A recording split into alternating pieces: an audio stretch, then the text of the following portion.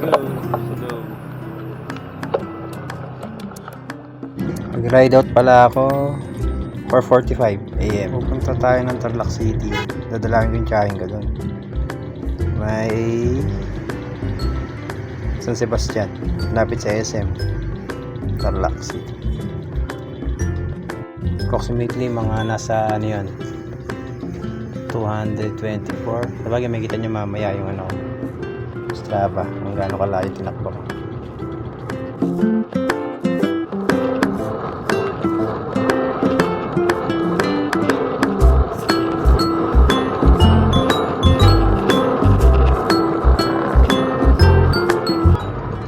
Ganda na kalsada dito.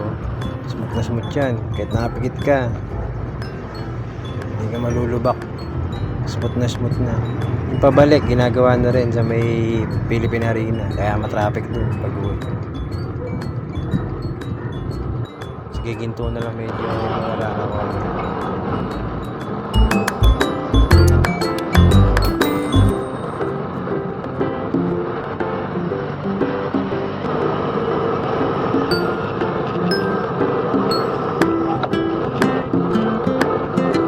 Malagtas. Yun yung clock tower.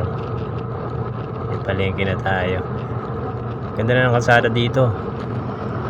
Mula dito hanggang Giginto. Yan. May tulay na yan. Yan yung boundary. Dito sa Giginto medyo po. Babalik lalo. Malala. Bukawi rin naman. Pero dito mas malala pa rin. Approaching na tayo ng Malolos City. Pagbaba dito medyo pangit yung kalsada, magraba. Kita nyo mamaya ay ipunan ng tubig eh. Siguro LX may-ari niyan.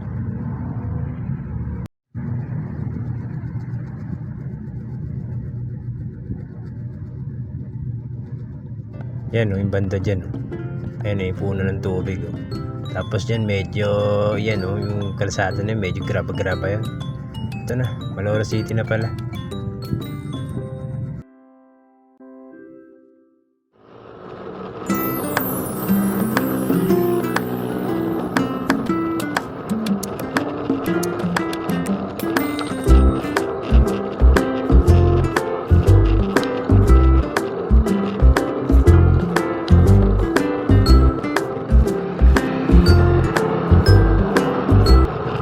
Kalumpit na.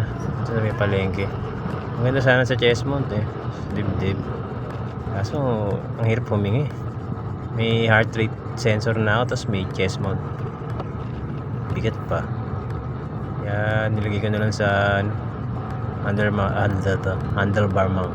Yan. Pampanga Park. Balik Pampanga na ito. Tapos 6:11 AM. Wala kasang traffic eh, medyo maganda-ganda yung sipa.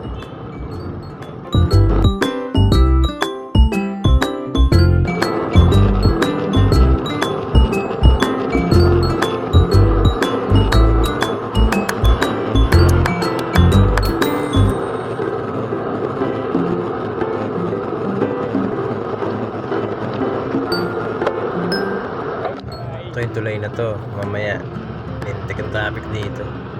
Fiesta pala dito, basahan.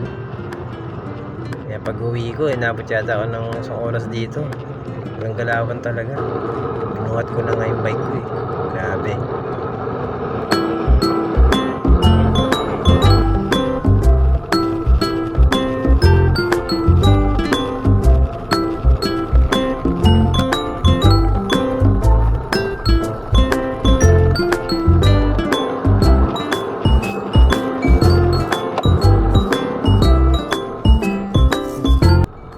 Ng kalsada dito.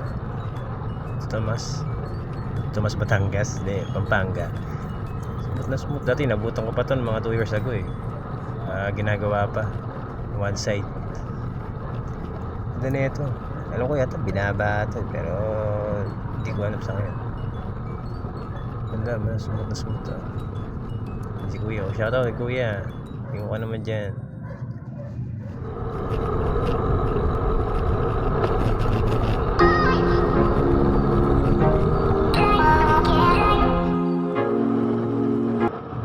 approaching San Fernando. May mamayan dyan sa gilid, kumain ako dyan. Yung lasa niya, ano, sakto lang yung ano niya, tabang.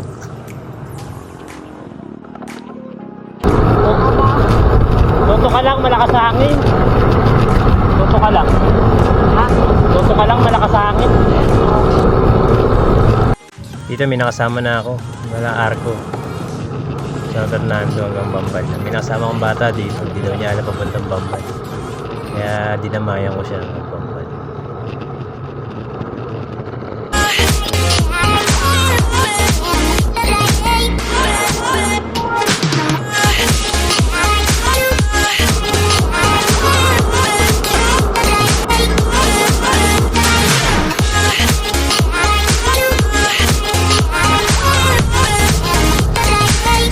Approaching Angeles City.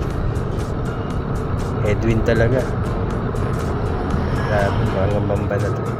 Ay, may ginagawa pala. Hindi ako saan lalagay yan. Sa may ano to, yun, sa may Iglesia ni Cristo. Lapit na sa circle to.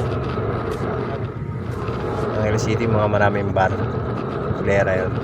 Doon yun. Lapit na doon. Oh, magayon ako na sa stoplight, malapit ka na. Ha? Magayon ako na sa stoplight, malapit ka na. Ah, sa palay. Nakainsi na lang. Eh na may jeep na ako.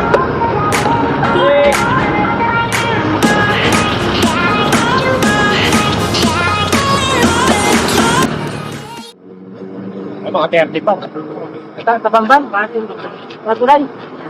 Luwag ko pala. 30 seconds. Ha? 30 seconds. Ano?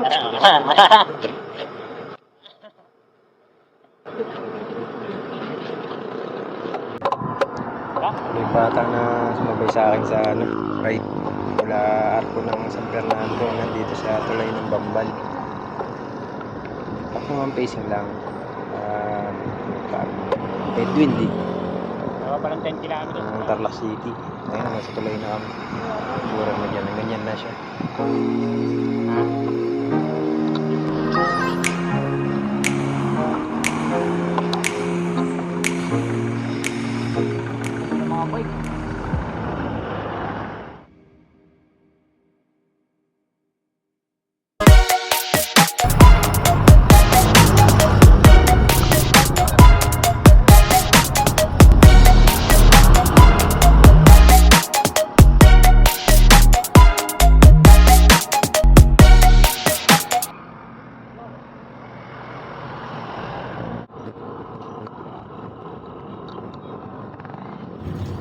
Bahay ng Kapas sa may palengke. Pwede ka lumigo dito papuntang monasterio ganda dyan. Pero to, nasa junction tayo. Exception to, pag pumunta ka dito sa kanan, diretso tayo dyan. Papunta na yung Baguio City o Ilocos Norte, basta baybayin lang natin to hanggang Tarlac City.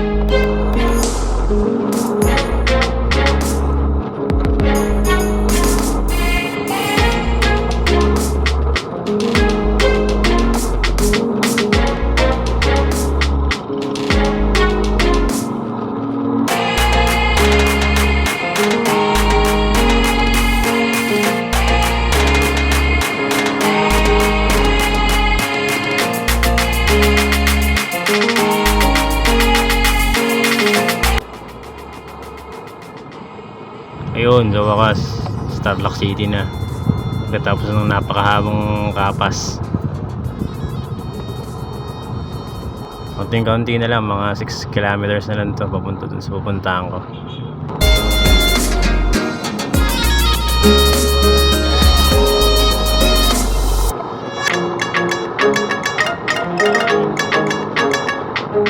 National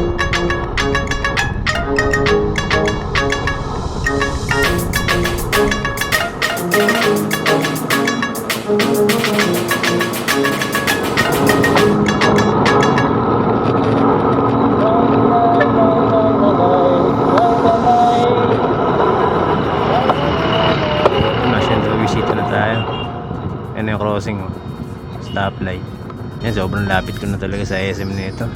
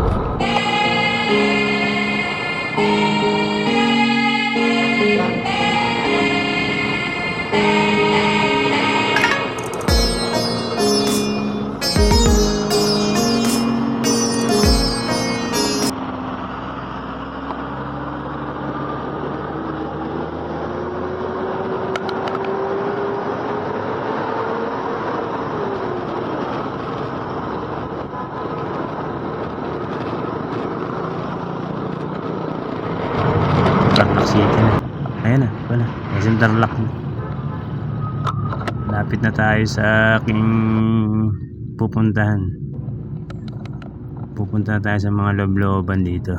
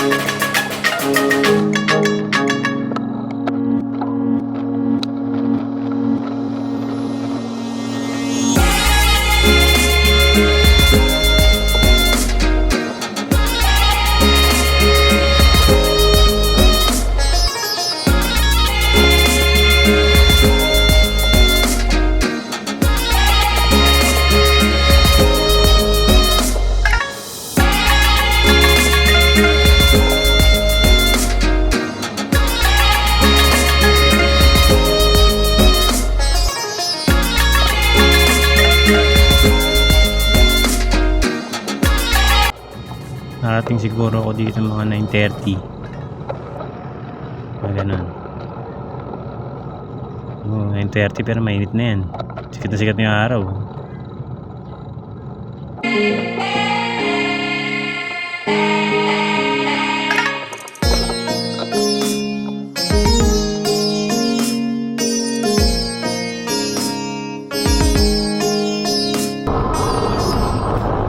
Ito, pauwi na ako nito. Yan ko ng Tarlac City. Hindi mo siya ganun kainit. Sakto lang. Kasi mahangin naman. Nga lang, Edwin. Hirap pumadyak. Ito, bamban na ako nito. Yan yung Pogo. Sa likod ng munisipyo. Ang laki pala nito. Inintuan ko. Picturean ko eh.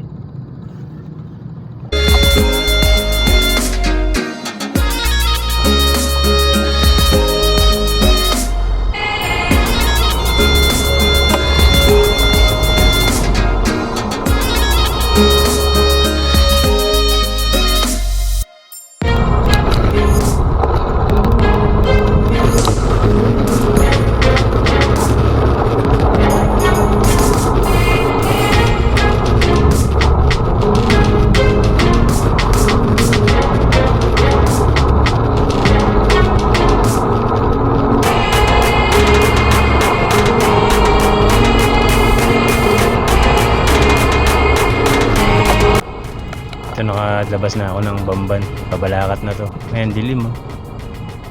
Nabutan ako ng ulan na ito sa may ano na Clark City. Grabe dilim oh.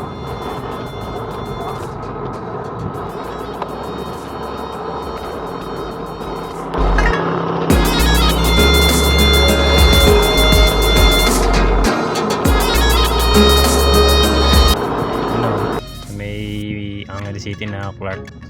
Iikot ka na. May circle. Hindi mo siya malakas pero hindi ko nabutan na malakas. Kasi pagdating ko dito makano na lang, ambon na lang eh. Saka makulimlim.